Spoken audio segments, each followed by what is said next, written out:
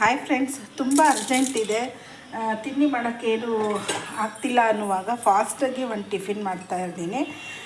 ರಾತ್ರಿ ಅನ್ನ ಉಳಿದಿದ್ರೆ ಅದಕ್ಕೊಂದು ಚಿತ್ರಾನ್ನ ಮಾಡ್ತಾಯಿದ್ದೀನಿ. ಹೀಗೆ ಎಣ್ಣೆಕಾಯಿ ಇಟ್ಬಿಟ್ಟು ಕಡಲೆಬೇಳೆ ಉದ್ದಿನಬೇಳೆ ಹಾಕೋತಾ ಇದ್ದೀನಿ. ಇದು ರೆಗ್ಯುಲರಾಗಿ ಮಾಡೋ ಥರ ಚಿತ್ರಾನ್ನ ಅಲ್ಲ, ಇದು ಖಾರದ ಪುಡಿ ಹಾಕ್ಕೊಂಡು ಮಾಡ್ತಾ ಇರೋ ಚಿತ್ರಾನ್ನ. ತುಂಬ ಅಂದರೆ ಅರ್ಜೆಂಟ್ ಆಗೋಗಿದೆ, ಹೊರಗೆ ಹೋಗಬೇಕು, ರಾತ್ರಿ ಅನ್ನ ಬೇರೆ ಇದೆ, ಏನು ತಿನ್ನೋದು ಅನ್ನಕ್ಕೋಸ್ಕರ ಅಂತ ಇದ್ದರೆ ಈ ಥರ ಒಂದು ಫಾಸ್ಟಾಗಿ ಚಿತ್ರಾನ್ನ ಮಾಡ್ಕೊಳ್ಳಿ. ಸ್ವಲ್ಪ ಈ ಕಡಲೆಬೇಳೆ ಉದ್ದಿನಬೇಳೆ ಸ್ವಲ್ಪ ಕೆಂಪಗೆ ಹಾಕಬೇಕು. ಮತ್ತು ಇದಕ್ಕೆ ಕಡಲೆ ಬೀಜ ಏನು ಹಾಕೋ ಅವಶ್ಯಕತೆ ಇಲ್ಲ, ಹಾಕಬೇಡಿ, ಚೆನ್ನಾಗಾಗಲ್ಲ. ನೋಡಿ, ಈ ಥರ ಕೆಂಪಗೆ ಆಗಿದ ತಕ್ಷಣ ನಾವು ಸ್ವಲ್ಪ ಒಂದು 4 ಕರ್ಬೇವಿನ ಸೊಪ್ಪು ಹಾಕ್ಕೊತಾ ಇದ್ದೀನಿ. ಹಾಗೆ ಕಟ್ ಮಾಡ್ಕೊಂಡಿರೋಂಥ ಈರುಳ್ಳಿ ಹಾಕೋತಾ ಇದ್ದೀನಿ.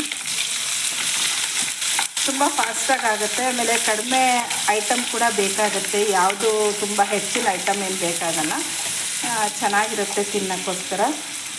ಫಾಸ್ಟಾಗಿ ರೆಡಿ ಮಾಡ್ಕೊಂಬಿಡ್ಬೋದು.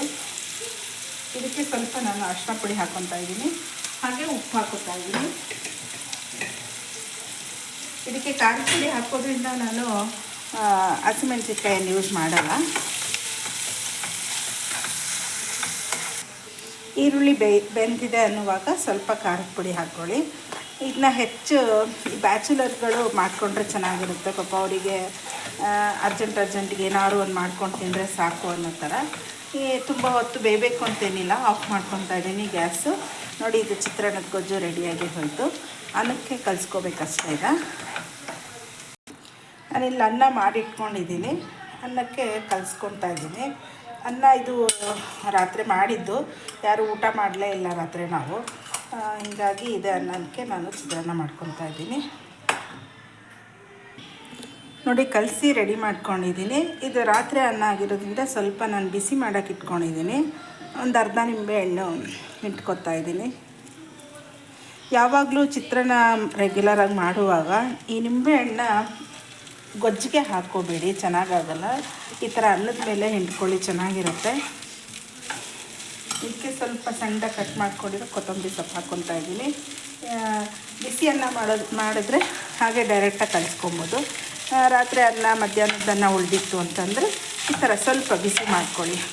ಟಿಫಿನಿಗೆ ತಿನ್ನುವಾಗ ಇಲ್ಲ ರಾತ್ರಿ ಥರ ಊಟ ಮಾಡುವಾಗ ಸ್ವಲ್ಪ ಬಿಸಿ ಬಿಸಿಯಾಗಿದ್ದರೂ ಚೆನ್ನಾಗಿರುತ್ತೆ.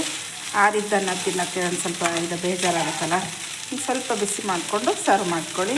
ನೋಡಿ, ಫಾಸ್ಟಾಗಿ ಕಡಿಮೆ ಪದಾರ್ಥಗಳನ್ನ ಬಳಸ್ಕೊಂಡು ಒಂದು ಚಿತ್ರಾನ್ನ ಮಾಡ್ಬೋದು.